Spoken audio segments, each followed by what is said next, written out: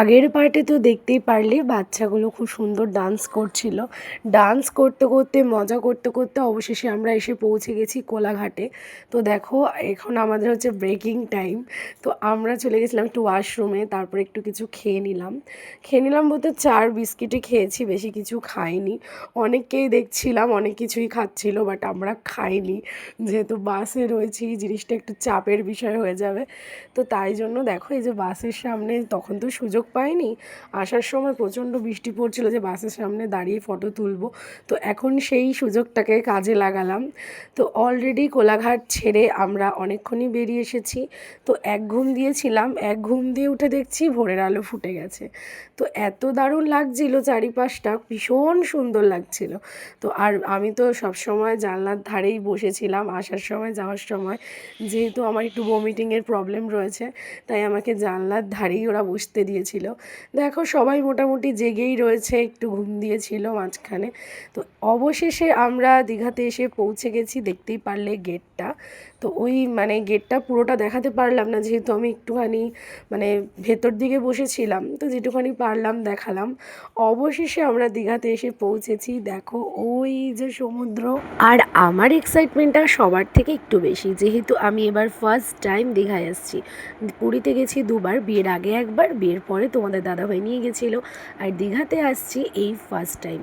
এখানে যারা যারা আছে মোটামুটি সবারই দীঘা ঘোরা হয়ে গেছে, দুবার তিনবার এরকম করে, কিন্তু আমি আসছি ফার্স্ট টাইম। তো আমার এক্সাইটমেন্টটা একটু বেশি। তো চলো দেখো বাস থেকে নেমে পড়েছি, নেমে এবারে আমরা হোটেলের দিকে রওনা দিয়েছি সবাই। আর আমাদের হোটেলটা না ভীষণ সুন্দর ছিল, সমুদ্রের প্রায় কাছাকাছি ছিল বলে ছেলেরা যখন বেরোচ্ছিল না, আমরা মেয়েরাই রেডি সেডি হয়ে বেরিয়ে পড়েছিলাম। দেখো এই যে আমার বিধ্বস্ত মুখ, যাই হোক একটু ইগনোর করো। এই দেখো আমরা হোটেলের দিকেই রওনা দিয়েছি। আর আমাদের হোটেলের নাম ছিল হোটেল উত্তপ্পিয়া। আর আমাদের হোটেলটা না ভীষণ সুন্দর ছিল, ভীষণ সুন্দর, মানে খুব সুন্দর ছিল, আর কাছাকাছি ছিল বলতে পারো। দেখো আমরা ওয়েট করছিলাম, আর ওয়েট করতে করতে অবশেষে আমরা মানে এ দেখো লিফটে উঠে গেছি। হাসছি কেন বলো তো, তোমাদের দাদাভাই লিফটে উঠে না জোরে জোরে গান করছিল। আর এদিকেও দেখো তোমাদের সাথে একটু ছোট্ট করে একটা রুম ট্যুর দিই। এটা হচ্ছে উত্তম দাদের রুমটা, মানে খুব সুন্দর রুমটা, মানে সবকটা রুমই সুন্দর। দেখো এই যে দেখো খুব সুন্দর ছিল রুমটা। আর এটা হচ্ছে ওদেরই অপোজিটে, মানে হচ্ছে আমার ননদিনীদের রুমটা। তোমরা একটুখানি ম্যানেজ করে নিও, যেহেতু এই জাস্ট আমরা হোটেল রুমে ঢুকলাম, তাই জন্য একটু মেসি হয়ে রয়েছে, তোমরা একটুখানি ম্যানেজ করে নিও। তোমরা কি বলবো, আর তখনও গোছানো হয়নি তাই। আর পরে না ভেবেছিলাম সাজিয়ে গুছিয়ে একটু ভিডিও করব, কিন্তু আর করা হয়নি ব্যস্ততার কারণে। আমার তো ভীষণ ভালো লেগেছে। এই যে এটা হচ্ছে আমাদের রুম।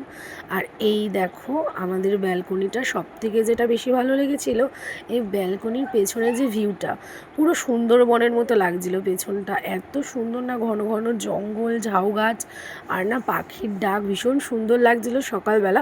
বাট রাত্রেবেলা তো ভীষণ ভয় লাগছিল। তো চলো আজকের এই পার্টটা এখানেই শেষ করছি, দেখা হচ্ছে নেক্সট পার্টে। খুব শিগগিরই তোমাদের সাথে ফিরে আসছি যে দীঘাতে আমরা দিনগুলো কেমনভাবে কাটালাম।